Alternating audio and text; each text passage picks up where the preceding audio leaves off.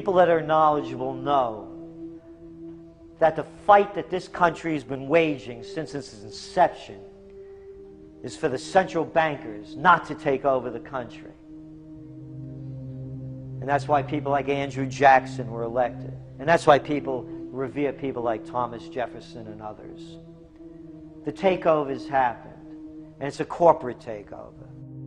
Agents of the Bank of England attempted to assassinate President Andrew Jackson on multiple occasions because of his resistance against a private central bank being set up in the United States. And it was something that Abraham Lincoln warned. And this is, by the way, why I believe he was assassinated. This is the Lincoln quote.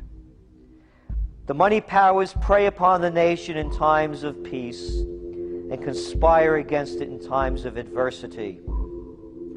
It is more despotic than monarchy, more insolent than autocracy, more selfish than bureaucracy.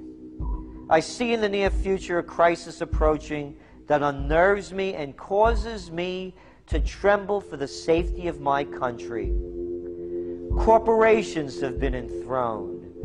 An era of corruption will follow, and the money power of the country will endeavor to prolong its reign by working upon the prejudices of the people until the wealth is aggregated in a few hands and the republic is destroyed." Wall Street has killed Main Street.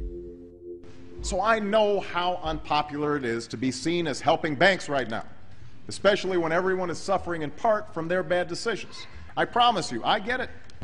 Up until about the Kennedy assassination and the beginning of the war in Vietnam, the United States is a very powerful engine for world progress. It's the assassinations, the Kennedy assassination, and the others in the 1960s, the beginning of the Vietnam War, and the beginning of the absolute domination of the Wall Street group over every other interest. Nobody else counts except the Wall Street money masters. That has now made the United States into no longer a force for progress, but something very different, often a force for destruction in the world. The military-industrial complex has taken over the country along with the Wall Street gang. If you look also at the people that Obama has put on his appointments list, it's all Wall Street. It's government of Wall Street, by Wall Street, and for Wall Street. There's nobody from heavy industry. There's nobody from the auto sector, nobody from Silicon Valley, nobody from big oil, nobody from defense, no labor, no women, no retirees, no small business, nothing. It's pure Wall Street. The only people who have a voice in Obama's councils are Wall Street finance oligarchs. That's all there is. Nobody else counts for anything under Obama. It's the most extreme Wall Street administration we've ever had.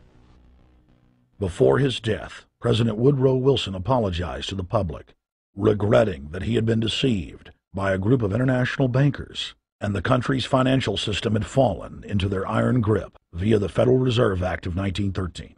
Whether sought or unsought by the military-industrial complex, the potential for the disastrous rise of misplaced power exists and will persist. Dwight D. Eisenhower, he warned the people that the military-industrial complex was taking over the country. Only 3 years after leaving office, President Eisenhower's prophetic warning concerning the threat posed to our system of government by the military-industrial complex came to pass.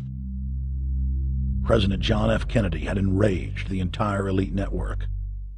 Now, Kennedy was brought in as somebody who was expected to be a puppet. It was thought that his pro-Nazi father, Joseph P. Kennedy, the bootlegger, the speculator, would guarantee that Kennedy would be obedient to the establishment.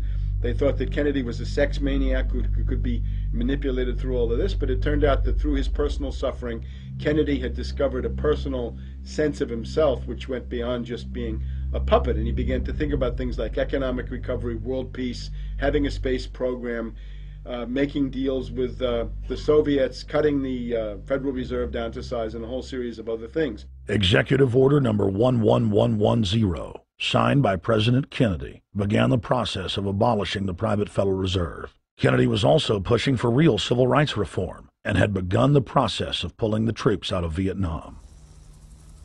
The last time you had an actual president was Kennedy. The oligarchs took swift and decisive action. when John Kennedy attempted to take the government back from the robber barons, he was brutally murdered.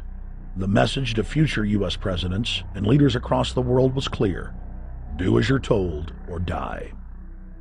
John Fitzgerald Kennedy was the last true president of the United States. And until the globalists are removed from power, we will never have another real one. The other thing about the American presidency you've got to remember is that this is a puppet post. It's automatically going to be a puppet post. The idea that Obama is somebody who's going to come in and exercise real authority when he's obviously been chosen and given everything that he's got by these financiers. Presidents are now little more than corporate pitchmen who take all the political heat, while the controllers remain in the shadows, safe from public scrutiny.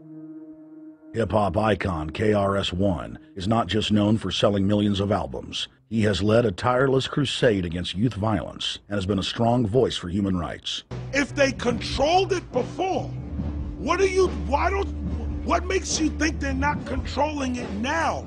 The country was on a verge of revolution. They threw a black man up. Now we like this. They give him the money, they give him the bundling, they give him vote fraud, they give him the media whores, they give him goons, they even have elected officials making threats to put people in jail if they criticize Obama in public. All of this is the mark of a puppet. And that means that he is a puppet, actually more of a puppet than anybody else, more of a puppet than Mrs. Clinton would have been, even more of a puppet than McCain. He's the maximum puppet that we've had certainly since Jimmy Carter. They put a black face on the New World Order, and now we all happy. KRS ain't buying it. In the real executive power structure, the president serves the military-industrial complex. It's self-owned by the international bankers. If there's a revolution, the population just throws out the prime minister or president. The elite stays in power because the public is never aware of who the real enemy is. In Evian, France in 1991, standing before the Bilderberg Group, the apex of the world government power structure, David Rockefeller defined the New World Order as a system of world government serving the international banking elite. For decades, the banker-owned media would attack anyone who dared to warn the public that a dictatorial world government was being constructed right under their nose, and that national sovereignty was being deliberately destroyed. And now, after years of denial, the media and the elite themselves are proudly announcing that not only is world government real, but is the answer to the financial crisis that they carefully engineered. Suddenly, the Wall Street Journal tells us that the North American Union is here, and that getting rid of the dollar for a common currency with Canada and Mexico is good.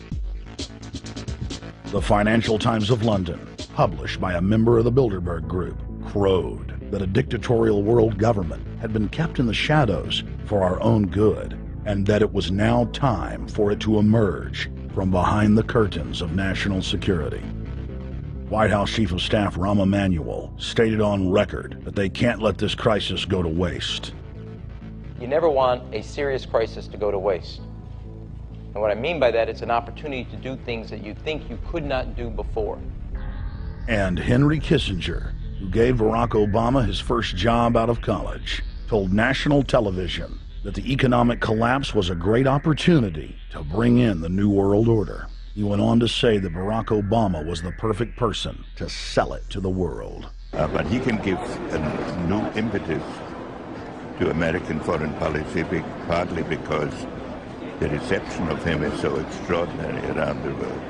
I think his task will be to develop an overall strategy for America in this period when really a new world order can be created. It's a great opportunity. It isn't just a crisis. In June of 2006, our team traveled to Ottawa, Canada, to gather intelligence on the shadow government's agenda for the coming years. I think that's the Queen. Investigative journalist and best-selling author Daniel Estulin had been tracking the Bilderberg Group for more than 16 years. His moles inside Bilderberg informed him that the elite were planning to